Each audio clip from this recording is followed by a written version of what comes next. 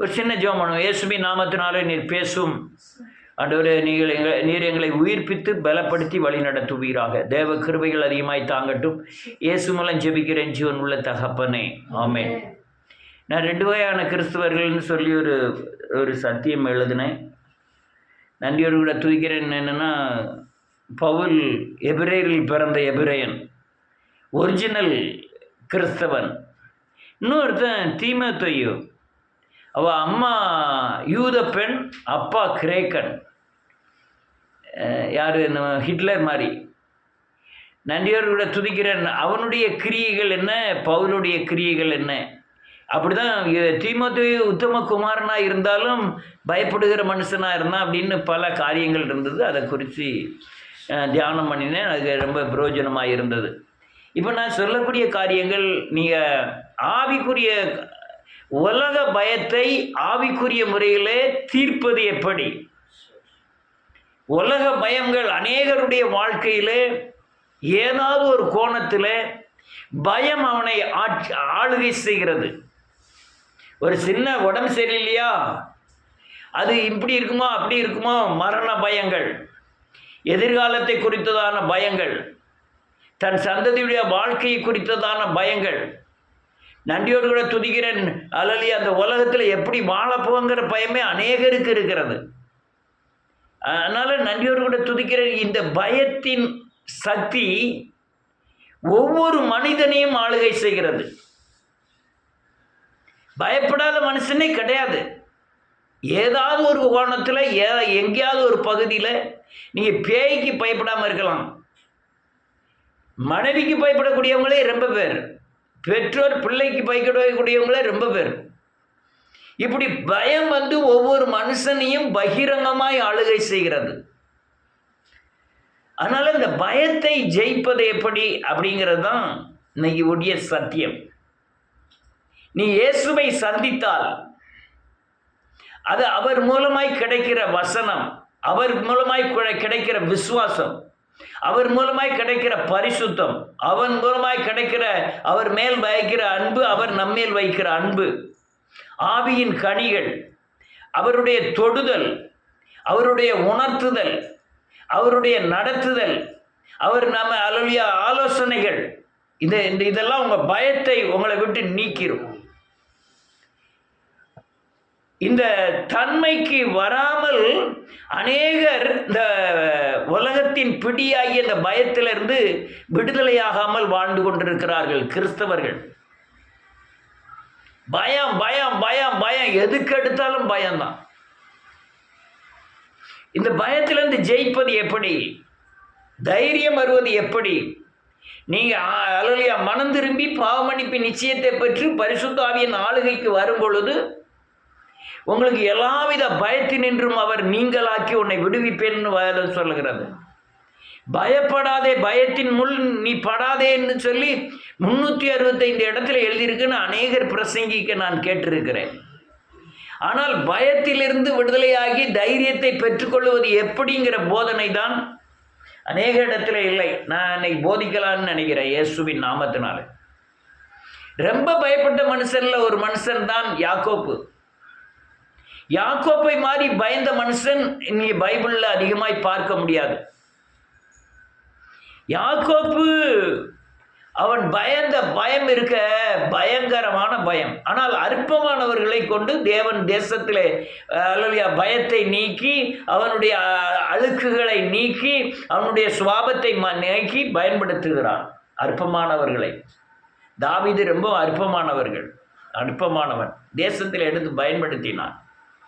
அல்லலியா ஆடு மேய்க்கிறவர்கள் அல்லலியா பார்வோன் முன்பாக போகவே முடியாது. அல்லலியா மீன் பிடிக்கிறவர்கள் அல்லலியா பரிசேயர் சதிசேயர் மத்தியில் போகவே முடியாது. அவர்கள் இழிவாய் நினைப்பார்கள், அற்பமானவர்களாய் நினைப்பார்கள்.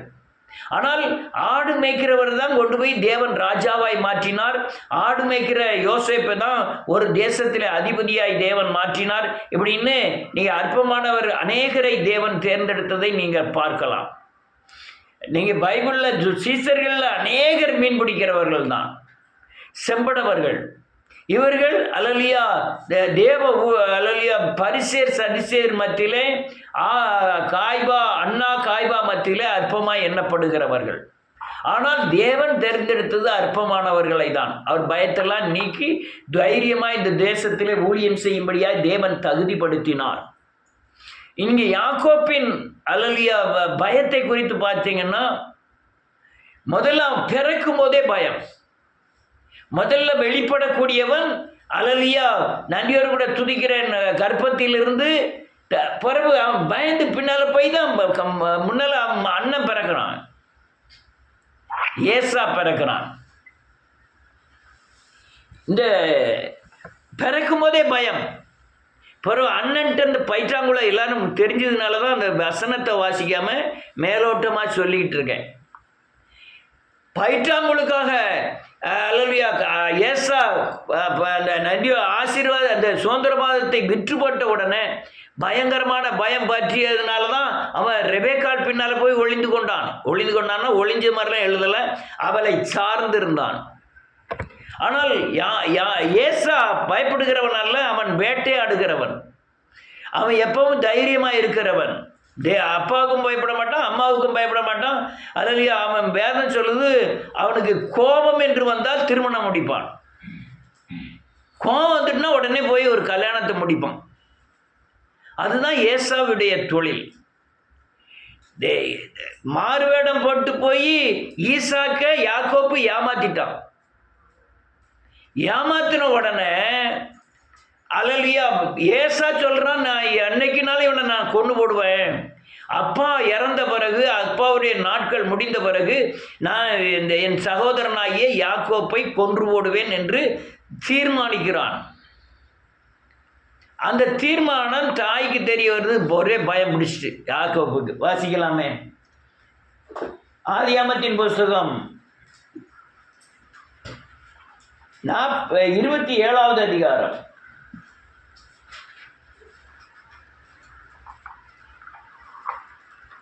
42வது வசனத்திலிருந்து வாசிக்கலாம்.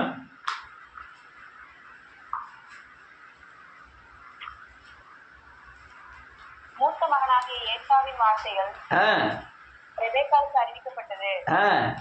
அப்பொழுது அவள் தன் இளைய மகனாகிய யாக்கோபை அழைத்து, உன் சகோதரனாகிய ஏசா உன்னை கொன்று போட நினைத்து தன்னை தேற்றிக் கொள்கிறான். ஆமென். ஆகையால் என் மகனே, நான் சொல்வதை கேட்டு எழுந்து புறப்பட்டு ஆரானில் இருக்கிற என் சகோதரனாகிய லாபானிடத்துக்கு ஓடி போய் உன் சகோதரன் உன்மேல் வைத்த கோபம் தண்ணி மற்றும் சில நாள் அவனிடத்திலே இரு. உன் சகோதரன் உன்மேல் வைத்த கோபம் தணிந்து செய்ததை அவன் மறந்த பின் நான் ஆள் அனுப்பி அவ்விடத்திலிருந்து உன்னை அழைப்பிப்பேன். நான் ஒரே நாளில் உங்கள் இருவரையும் ஏன் இழந்து போக வேண்டும் என்றார். போதும். இப்ப பிரச்சனை என்ன ஆயிட்டு பாருங்க. இதே இது மாற்றி வச்சு பாருங்க. யாக்கோப்பின் இடத்துல ஏசாவும், ஏசாவின் இடத்துல யாக்கோப்பும் இருந்தால், தாய் வந்து ஏசாட்ட சொல்லி என் சகோதரனாகிய லாபான் வீட்டுக்கு போன்னு சொன்னால் ஏசா போயிருக்க மாட்டான், அவன் தைரியசாலி. ஆனால் யாக்கோப்பு பயந்த மனுஷனாக்குள்ள டக்குன்னு அம்மா அப்பா ஆடு மாடு அல்லலியா எல்லாத்தையும் விட்டுட்டு இவன் அல்லலியா தன் தாய் மாமனாகிய லாபான் வீட்டுக்கு போயிடுறான். உயிருக்கு பயந்து தான் போகிறான். போகிற வழியில் எல்லா பொருளையும் கொடுத்து விட்றா, தாய் கொடுத்து விட்றா. போகிற வழியிலே ஒரு கள்ளை வந்து அவனை மிரட்டி அவ்வளோத்தையும் வாங்கிடுறான். எல்லா பொருளையும் பிடுங்கிட்டு விட்டுருதான். அவன் சொல்கிறான், நான் அதில் 2 கல்யாணம் முடிக்கலாம், அந்த அளவுக்கு நான் கொண்டு வந்தேன், வழியில் திருடர்கள்லாம் என்னைய அல்லலியா பிடுங்கிட்டாங்க அப்படின்னு சொல்கிறான் யாக்கோப்பு. அங்கே நீங்கள் லாபான் வீட்டில் போனவொன்னே ராகேல் தங்கச்சியாகிய ராகேலை கட்டணும்னு இஷ்டம். ஆனால் இவன் கட்டி வச்சது அல்லலியா லேயாலை கட்டி வைக்கிறான். தேவ திட்டமாக இருந்தாலுமே இவன் லாபான்கிட்ட போய் நீ ஏன் அப்படி மாற்றி கட்டி வச்சன்னு பேசக்கூடிய தைரியம் இல்லை. தைரியம் இல்லாதனால நீ ராகேலுக்காகவும் 7 வருஷம் வேலை செய்யணுன்னு அதுவும் பயந்துக்கிட்டு தான் வேலை செஞ்சுக்கிட்டு இருக்கான். பயம் பயம் பயம் யாக்கோப்புக்கு. அது மட்டுமல்ல, 14 வருஷம் 21 வருடங்கள் அந்த அல்லேலூயா லாபான்ட்ட பயங்கர கொத்தடிமையாக இருக்கிறான். தைரியம் உள்ளவன் அந்த அளவுக்கு வேலையெல்லாம் பார்க்க மாட்டான். 21 வருடங்கள் அல்லேலூயா அவன்கிட்ட அல்லேலூயா பயங்கர வேலைகள் பார்க்கிறான். அந்த வேலையிலுமே அவன் சொல்கிறான், குளிர்லையும் மழையிலையும் செத்த ஆடுகளுக்கு ஏன்ட்ட இருந்து வாங்கினாரு, ராத்திரியும் பகலும் வெயிலில் கடந்து நான் ஆடு மேய்ச்சேன், என்னைய எத்தனையோ இடத்துல ஏமாத்தினேரு, அதனால் நான் அல்லேலூயா நான் அல்லேலூயா இப்படிலாம் செஞ்சிட்டதுனால தான் நான் வந்துட்டேன் அப்படிங்கும். அவ்வளவு உபத்திரப்படுத்தும் போது, ஏன் உபத்திரப்படுத்துகிறீர், உங்கள் மகளை 2 பேரை கட்டியிருக்க, எனக்கு பிள்ளைகள் பிறகு நீ ஏன் உபத்திரப்படுத்தின்னு கூட கேட்கல. அந்த அளவுக்கு அந்த வீட்டில் பயந்து பயந்து எல்லா காரியங்களும் செய்கிறான்.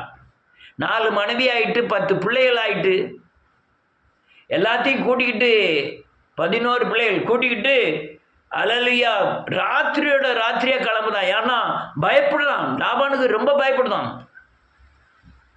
ஆனால் பலசாலி யாக்கோப்பு ஏசாவை போல அல்ல, தைரியசாலி அல்ல.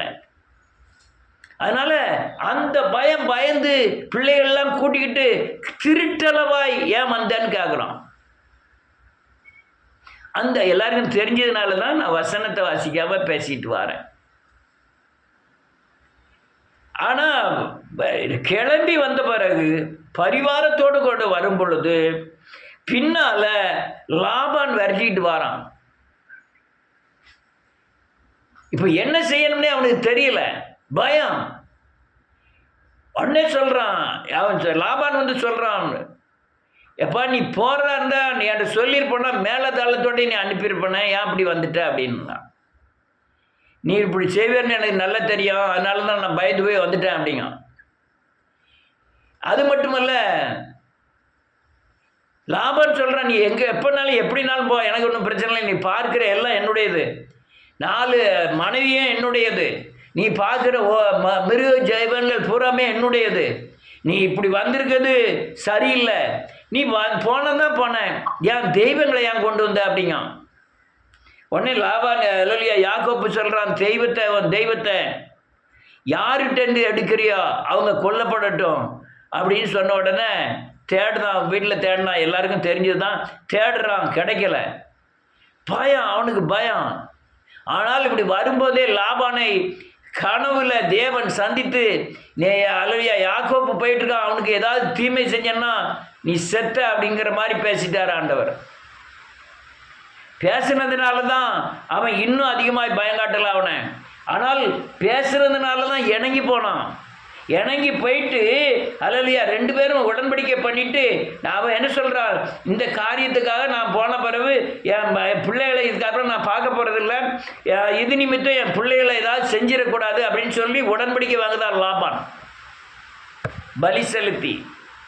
அதுக்கப்புறம் போகிறான், நேராக எழுத்தால அண்ணன் வாரான். அவன் ஒரு பெரிய படையோட வரான். இவனுக்கு பயங்கர பயம் வந்துட்டு, அதனால தான் பரிவாரங்களை 3 பரிவாரங்களாக மாற்றி பிரித்து, ஒரு பரிவாரத்தில் மேல் விழுந்தாலும் அவங்களுடைய பலன் குறையும் சொல்லி அடுத்த பரிவாரத்துக்கு வரட்டும்னு சொல்லி அல்லேலூயா நன்றியோடு கூட பரிவாரங்களாக ஆடு மாடுகளை பிரித்து முதல்ல ஒரு கூட்டம், அடுத்தால ஒரு கூட்டம், அடுத்தால ஒரு கூட்டம் போகிறாங்க. பயப்படுதான், இல்லை அண்ணன் வாரம் நம்மளை கொன்றுவோம் அப்படின்னு பயப்படுதான். ஆனால் தேவன் வரும்போதே அண்ணன்ட்ட பேசிட்டார் ஆண்டவர், நீ அவனுக்கு ஒன்றும் செஞ்சிடக்கூடாதுன்னு சொல்லி பேசினபடினால அவன் ஒன்றுமே செய்யலை.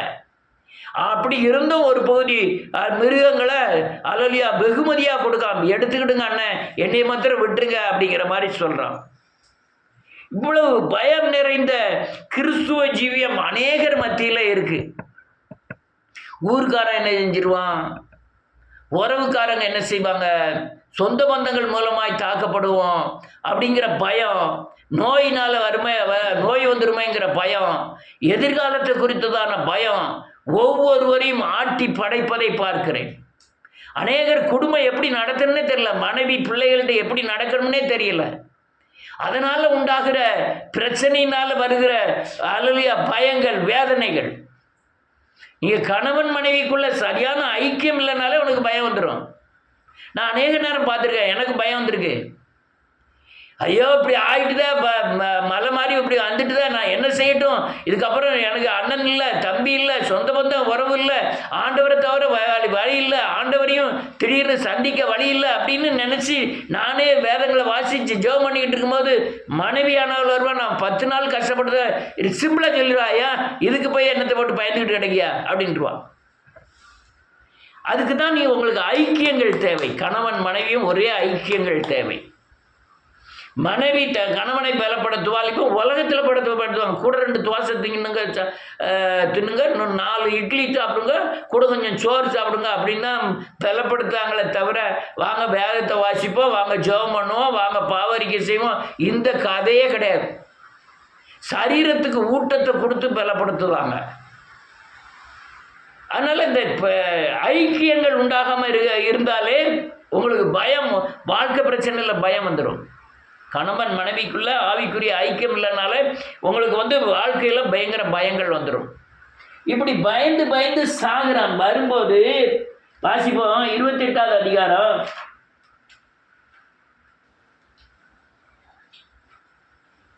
28 வேண்டாம், 32 வாசிப்போம். 32 22லேருந்து வாசிப்போம்.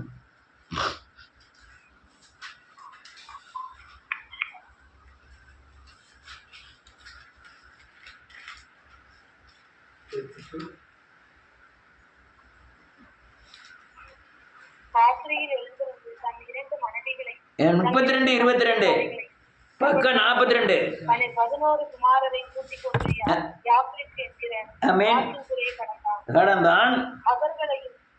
அவர்களையும் சேர்த்து ஆற்றை கடக்க பண்ணி தனக்கு உண்டான யாவையும் அக்கறைப்படுத்தினான்.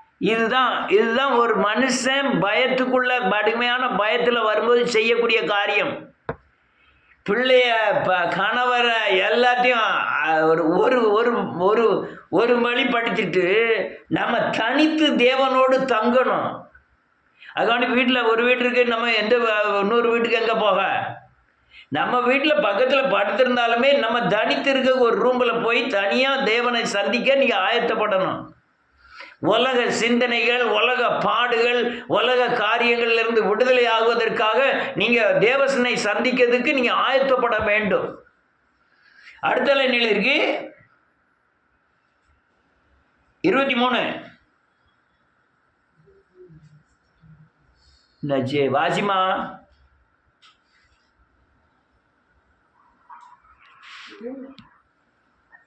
அவர்களையும் சேர்த்து ஆட்டை கடக்க பண்ணி தனக்கு உண்டான யாவையும் அக்கறைப்படுத்தினான். யாக்கோபு பிந்தி தனித்து இருந்தான். அப்பொழுது ஒரு புருஷன் பொழுது விடியுமளவும் அவனுடைய போராடி. ஒரு நிமிஷம், நீங்க தனிச்சு இருந்தாதான் தேவன் உங்களோடு கூட பேச வருவாரு. நீங்க 1000 குப்பைகளை தலையில போட்டுக்கிட்டு அல்லது மாமிச சிந்தையோடு அல்லது உலக பயத்தோடு, இவன் உலக பயத்தில் தான் இருக்கான். ஆனால் மாம்ச சிந்தை எதுவுமே இல்லை, ஒரே நோக்கம். அல்லலியா எல்லா இந்த பரிவாரங்களை காட்டிலும் தேவன் பெரியவர்னு சொல்லி அந்த அல்லலியா மாம்ச சிந்தையிலிருந்து ஆவியின் சிந்தைக்கு வருவதற்காக பழைய மனுஷனை களைந்து போட்டு புதிய மனுஷனை தரித்து கொள்ளும்படியாக தேவனை சந்திக்கும்படியாக தனித்து இருக்கிறான். போராடி அவனை மேற்கொள்ளாததை கண்டு ஆமென் அவனுடைய தொடைச்சந்தை தொட்டார். அதனால் அவருடனே போராடியில் யாக்கோபின் தொடைச்சந்தை சுளுக்கிச்சு. இதுதான் பிரச்சனை. அதாவது நம்முடைய சரீரம் பாதிக்கக்கூடிய அளவுல தேவனை சந்திக்கணும். நீங்க 10 நாள் உபவாசம் இருந்தாலும் சரி, அல்லது நெடுமணங்கள்ல நின்னாலும் சரி, உங்க சரீரம் ஒடுங்கக்கூடிய காரியங்களை செய்யணும். அவன் மனுஷனோடு போராடுறது போல தேவனோடு போராடினான். நீங்கள் உங்கள் பயம் நீங்கணும், உங்கள் பிரச்சனை நீங்கணும், உங்கள் அல்லலியா உலகத்தில் போராடுகிற சத்துருக்களின் பிடிகளிலிருந்து விடுதலை ஆகணும்னா, சாபத்தின் பிடிகளிலிருந்து விடுதலை ஆகணும். நீங்கள் ஒருவராலையும் விடுவிக்க முடியாத காரியத்தை தேவன் தான் விடுவிப்பாருங்கிற அல்லலியா அநேக சத்தியங்கள் இருக்குது. தேவனை தவிர எந்த விடுதலையும் யாரும் விடுதலை தர முடியாது. நீங்கள் அப்படி சந்திக்கணும்னா தேவனை சந்திப்பதற்கு தனிமையாக போய் தேவனை சந்திக்க நீ ஆயத்தப்படணும். அதுவும் வேதம் சொல்லுது, மனுஷனோடு போராடுவது போல அவன் தேவனோடு போராடினான். அந்த அளவுக்கு யார் வைராக்கியமா இருக்கா? அடுத்த நெல்லுக்கு வாசிமா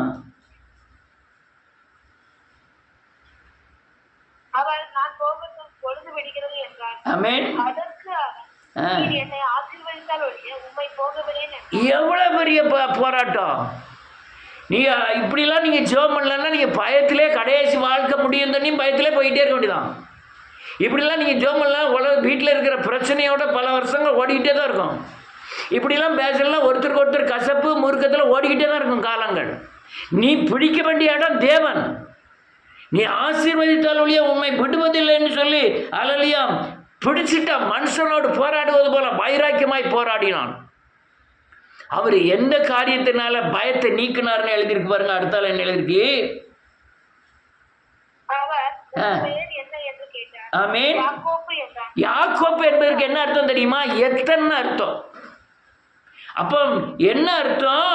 நீ இவ்வளவு தூரம் நான் தேவ கிரியைகளை செஞ்சு 4 பொண்டாட்டியை தந்து பிள்ளைகளை தந்த பிறவும் நீ தன்னை அதாவது ஏமாற்றுகிற தேவனை மறுதளிக்கிற காரியங்கள்லேருந்து நீ விடுதலைக்கு வரல. அப்போதான் கேட்காரு, நீ என்ன இப்போ எப்படி இருக்க? நான் ஏமாத்துக்காரனா இருக்கிறேன் அப்படின்னு சொல்கிறான். அதாவது பாவ அறிக்கை செய்கிறான். ஆமென் ஆண்டவரே, மெய்தான் ஆண்டவரே, நான் நாய் தான் அப்படின்னு தேவன்கிட்ட ஒத்துக்கிட்டு தான். அடுத்தால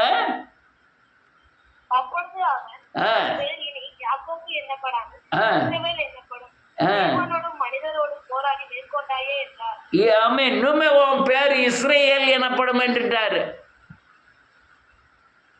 நீ எத்தனை இல்லை, இனிமேல் நீ இஸ்ரேல் எனப்படுவாய், நீ தேவனுடைய மனுஷன் என்று எண்ணப்படுவாய். அல்லேலூயா அப்படின்னு சொன்ன உடனே இவனுடைய எல்லா பலவீனம் பயங்க எல்லாமே நீங்கிட்டு அதுக்கப்புறம் போராடின போராட்டங்கள்லாம் ஏகப்பட்ட போராட்டங்கள். ஒன்றுல கூட பயப்படல. பிள்ளை காணாம போயிட்டு யோசேப்பு, ஆனால் அழுதானே தவிர அல்லேலூயா பயப்படலை. பஞ்சம் கொடிய பஞ்சம் உண்டாயிட்டு பயப்படலை. ஆனால் பார்வன் முன்னால் போய் உட்கார்ந்துருக்கான் பயப்படலை. அப்போ நீங்கள் தேவனை சந்தித்து மறுரூபமானாதான் பயப்பட மாட்டீங்க. நீ அப்படியே நீங்கள் புதிய ஏற்பாடுக்கு வந்தீங்கன்னா பேதுரு என்பவன் ரொம்ப பயந்தாங்கொள்ளி. அதனால்தான் அநேகரை பார்க்கிறேன், ரொம்ப பயந்தவர்கள், வழிமுறை தெரிந்தவர்கள் தேவனை அதிகமாய் சார்ந்து கொள்ளுவார்கள், வேதவசனத்தை சார்ந்து கொள்ளுவார்கள். இந்த துணிகரக்காரர்கள், இந்த மதியினர்கள் அல்லது அறிவில்லாதவர்கள், தேவனை குறித்து அறியாதவர்கள் இந்த தேவன்கிட்ட போய் பயத்திலிருந்து தைரியத்துக்கு வரணுங்கிற எண்ணம் வருவதில்லை. அது மாமிச தைரியத்தை கொண்டு வரும். நீங்கள் இந்த உலகத்தில் மாமிச பயம்தான் ஒரு அதிகம். அந்த மாமிச தைரியத்தை கொண்டு வரும், கொண்டு வந்து அதிகமான பயத்தை கொண்டு வரும். எத்தனை பேர் பயத்தில் உலகத்தில் வாழ்கிறாங்க தெரியுமா? கொரோனா வந்தது, கொரோனாவில் நம்ம செத்துருவோம்னு சொல்லி முதல்ல மருந்து குடிச்சு செத்தவங்களாம் எத்தனை பேர்? நமக்கு கொரோனா வந்துருமான்னு சொல்லி அல்லேலூயா கொரோனாவில் மருந்து குடிச்சு செத்தவங்க இல்லை எத்தனை பேர்? ஒரு வியாதி வந்துட்டு, ஒரு கேன்சர் வந்துட்டு அவங்க சாகிறதுக்கு 2 வருஷம் கிடக்கு, கேன்சர்னு சொன்னாலே செத்துருவாங்க. அதனால பெரிய பெரிய வியாதிகளை ஒரு அல்லேலூயா அந்த வியாதி வந்தவர்களுக்கு டாக்டரே சொல்ல மாட்டாங்க, பயத்தில் செத்துருவாங்கன்னு சொல்லி. இப்படி பல காரியங்கள் பயம் பயம். இப்போ எனக்கு அட்டாக் வந்து நான் படுத்த எனக்கு அவ்வளோ பயம்லாம் இல்லை. பயம் இருந்தது, பக்கத்தில் உள்ளவங்க டக்கு டக்குன்னு செத்துக்கிட்டு இருந்தா பார்த்தா அது கொஞ்சம் பயம் இருக்க தான் செஞ்சது. பெரிய பயம்லாம் ஒன்றும் இல்லை. நன்றியோடு கூட துதிக்கிறேன். அதை நீங்கள் தேவனை சந்திக்கணும். பேதுரு அல்லேலூயா பல கோணங்களில் பயந்து வந்தான். எல்லா சீசருமே பயந்தவங்க தான். ஏசுநாதரை அல்லேலூயா போச்சவர்கள்லாம் பிடிக்கிறாங்க, எல்லாத்தையும் எல்லா சீசரும் பயந்து ஓடிட்டாங்க. ஏசுநாதரை தவிர எல்லாருமே ஓடிட்டாங்க. அதே ஆட்கள் அப்போஸ்தலர் 2வது அதிகாரத்தில் ஆவியானவர் நிரப்பின உடனே இவங்க தைரியமாக பேச ஆரம்பிக்கிறாங்க. எப்படி தைரியமாக பேச ஆரம்பிக்கிறாங்க? ஆவியானவர் அவர்களை சந்திக்கிறார், அவர்களை அல்லேலூயா அக்கினி ஜுவாலையாய் மாற்றுகிறார், அவர்களோடு பேசுகிறார், அற்புத அடையாளம் நடத்துகிறார். அதனால் அவர்களுடைய பயம் நீங்கி தைரியம் வந்துட்டு பேதுரு பயந்த பயத்துக்கு பிறகு அதுக்கப்புறம் அந்த அப்போஸ்தலர் 2வது அதிகாரத்தில் மேல் வீட்டாரில் இறங்கின ஆவியானவருடைய வல்லமை அவர்களை தைரியம் உண்டாக்கிற்று. இந்த பரிசேருக்கும் சதிசேருக்கும் தேசத்தில் ஆளு ஏறதுக்கும் பயந்து ஓடினவன் அதே பேதுரு 2வது அதிகாரத்தில் ஆவியானவர் சந்தித்தவுடன் அவன் 4வது அதிகாரத்தில் 3வது அதிகாரத்தில் வரும்போது இந்த மனுஷன் செய்திராத பெரிய அற்புதத்தை செய்கிறான். 4வது அதிகாரம் தைரியம் கொண்டு மக்கள் மத்தியில் பேச ஆரம்பிக்கிறான். இது எதனால் வந்தது? வீடுகள் தோறும் அப்பம் பிட்டார்கள், வீடுகள் தோறும் பிரசங்கித்தார்கள், மனம் திரும்பினார்கள், விசுவாசித்தார்கள் தேவனை. நீ அதெல்லாம் 2வது முதல் அதிகாரத்தில் பார்க்கலாம். கடைசி பகுதியில் 120 பேர் ஒருமனப்பட்டு ஜெபம் பண்ணினார்கள். அப்போ தேவனால் அப்போ அந்த பயம் நீங்குவதற்கு நாம் தேவனை சந்திக்க வேண்டும். எந்த கோணத்திலேயாவது நீ தனிமையில் தேவனோடு அதிகமாய் வைராக்கியமாய் தேவனை சேவிக்க வேண்டும். அதனால இப்படி சந்திக்கும் போது தான் உங்களுக்கு தைரியம் உண்டாகும். ஆவியானவர் உங்களை சந்திக்கும் போது தான் தைரியம் உண்டாகும். இந்த சீசர்களை எல்லாம் 120 பேர் கூடியிருந்த இடத்துல சீசர்களும் இருந்தார்கள், இயேசுவின் தாயாகிய மரியாளும் இருந்தார்கள். இவர்களெல்லாம் ஒன்று கூடி ஜெபம் பண்ணும்போது தான் ஆவியானவர் அக்கினியா இறங்கினார். அதுக்கப்புறம் அந்த அக்கினியில தான் தைரியம் உண்டானது. அந்த அக்கினியில அற்புதங்கள் செய்யப்பட்டது. ராஜாக்கள் முன்பாக நின்று பேசக்கூடிய பலத்தை பெற்றார். வாசிக்கலாம். ஒன்று நன்றியோடு கூட துதிக்கிறேன். அப்போஸ்தலர் நடவடிக்கைகளின் புத்தகம் 4வது அதிகாரம் வாசிக்கலாம். 1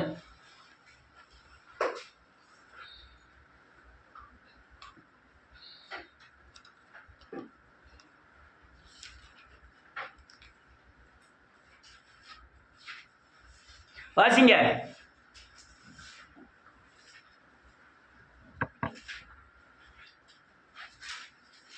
அவர்கள் ஜனங்களுடனே பேசிக் கொண்டிருக்கையில் ஆமென் ஆசாரியர்களும் தேவ ஆலயத்தின் சேனை தலைவரும் ஆமென் சதுசேயரும் அவர்களிடத்தில் வந்து அவர்கள் ஜனங்களுக்கு உபதேசிக்கிறதினாலும் ஆமென் முன்னிட்டு மரித்தோரிலிருந்து உயிர்த்தெழுதலை பிரசங்கிக்கிறதினாலும் தினம் கொண்டு அவர்களை பிடித்து சாயங்காலமா இருந்தபடியால் மறுநாள் வரைக்கும் காவலில் வைத்தார்கள். வசனத்தை கேட்டவர்கள் அநேகர் விசுவாசித்தார்கள். அவர்கள் தொகை ஏறக்குறைய 5000 இருந்தது. போதும், இடத்துல வாசிக்கணும். ஒரு நிமிஷம். இவனை பாருங்க, பிரசங்கி ஆரம்பிக்க என்ன சொல்ல, உயிர்த்தெழுதலை குறித்து தான் பிரசங்கிக்கிறான். நான் அல்லலியா மரித்து போயிருந்தான், பயந்துகிட்டு இருந்தேன். நான் மனம் திரும்பி பாவ மன்னிப்பு நிச்சயத்தை பெற்று ஆவியானவரை பெற்ற எனக்கு தைரியம் உண்டாயிற்று. உயிர்த்தெழுதலை குறித்து பிரசங்கிக்கிறான். இயேசு உயிர்த்தெழுதலை குறித்தும் தான் உயிர்த்தெழுதலை குறித்தும் பேசுகிறான். யார் மத்தியில்? ஒரு 60 நாட்களுக்கு முன்பாக இயேசுவை சிலுவையில் அறைந்த அந்த ஜனங்கள் மத்தியில் நின்று பேசுகிறான். அந்த தைரியம் எப்படி அன்னைக்கு ஓடுனவன் பேதுரு யோவானும் ஓடுனவர்கள் இருந்து அதே ஜன மத்தியில், அதே போர்ச்சவன் மத்தியில், அதே ஏரோது மத்தியில் இயேசு இன்று ஜீவிக்கிறார். அவர் மரித்தார், உயிர்த்தெழுந்தார். அதே போல நீங்களும் பாவத்திலிருந்து உயிர்த்தெழுங்கள். நான் பாவத்திலிருந்து உயிர்த்தெழுந்திருக்கிறேன். உயிர்த்தெழுவது என்பது திரும்ப ஆவியானவரை தரித்துக் கொள்வது. உயிர்த்தெழுதல் என்பது திருத்துவ தேவனில் ஒருவராகிய கிறிஸ்துவை தரித்துக் கொள்வது. தரித்து கொண்டால்தான் உங்க பயம் நீங்கும். நீங்க மனம் திரும்பி பாவ மன்னிப்பு நிச்சயத்தை பெறுங்கள். கிறிஸ்து உங்களுக்குள்ள, திருத்துவ தேவனில் ஒருவராகிய கிறிஸ்து உங்களுக்குள்ள தங்க ஆரம்பிப்பார். அவர் உங்களுக்கு தைரியத்தை கொடுப்பார்னு பேச ஆரம்பிக்கிறான். யாரு பயந்து ஓடுன? அதுக்கு அடுத்தால எழுதி பாருங்க 5:6 வாசிமா. மறுநாளிலே ஜனங்களுடைய அதிகாரிகளும் வேதபாரகரும் பிரதான ஆசாரியனாகிய அன்னாவும் அலெக்சாந்தரும் பிரதான ஆசாரியருடைய 36 யாவரும் எருசலேமிலே கூட்டம் கூட்டி. ஒரு நிமிஷம், அடுத்தால வாசிக்கணும். நிப்பாட்டிராதா, நின்று ஒரு நிமிஷம் வாசிக்கணும். அங்க யாரெல்லாம் இருக்கான்னு பாருங்க. ஜனங்களுடைய அதிகாரிகள், மூப்பர்கள், வேத பாரகர்கள், காய்பா, யோவான், அங்க உள்ள யோவான், அலெக்சாண்டர், அதுக்கடுத்த பிரதான ஆசாரியர், அவர்கள் குடும்பத்தார் யாவரும் கூடி நிற்காங்க. அவர்கள் மத்தியில தான் பேசுறான் பேதுரு. இவர்களை கண்டுதான் பயந்த பேதுரு. ஆனால் என்னைக்கு மேல் வீட்டாரையில் ஆவியானவர் சந்தித்தாரோ, என்னைக்கு மனம் திரும்பி பாவ மன்னிப்பு நிச்சயத்தை பெற்று பரிசுத்தாவியை திரும்ப பெற்றானோ, அந்த பரிசுத்தாவியின் வல்லமையினாலே பயம் நீங்கி இவர்கள் மத்தியில் பேச ஆரம்பிக்கிறான். அடுத்த என்ன எழுதிருக்கு? அவர்களை நடுவே நிறுத்தி எந்த வல்லமையினாலே எந்த நாமத்தினாலே இதை செய்தீர்கள் என்று கேட்டார்கள். அவங்களுக்கு ஆச்சரியமாயிட்டு, நான் உனக்கு பேதுருவே இயேசுவை சிலுவையில் அறைக்கு முந்தி பார்த்துருக்கேன், நீ மனுஷ பலத்தில் இருந்த பயந்து ஓடுன, இப்போ ஏதோ ஒரு வல்லமை உன்னை ஆளுகை செய்து அதனால எனக்கு முன்னாலே வந்து நீ பேச ஆரம்பிக்கிற, எனக்கு முன்னாலே வந்து நீ பேச ஆரம்பிக்கிற. நான் யார் தெரியுமா? காய்போம், நான் வந்து அண்ணா, எல்லாம் போர் சேவரெலாம் நாங்கள் எத்தனை பேர் கொண்டிருக்கோம், அவ்வளவு பேதுருவுக்கும் தெரியும். ஆனால் தைரியம் வந்து பேச காரணம், அன்னைக்கு ஆவியானவர் சந்தித்தார். எதன் மூலமாய் சந்தித்தார்? சிலுவை வழியாய் சந்தித்தார். எதன் மூலமாய் சந்தித்தார்? பாவ மன்னிப்பு நிச்சயத்தை பெற்றவுடனே ஆவியானவருடைய ஆளுகைக்குள்ள போனவுடனே தான் அவருடைய வல்லமை பேதுருவை ஆளுகை செய்து, அது தெரியாம தான் இவன்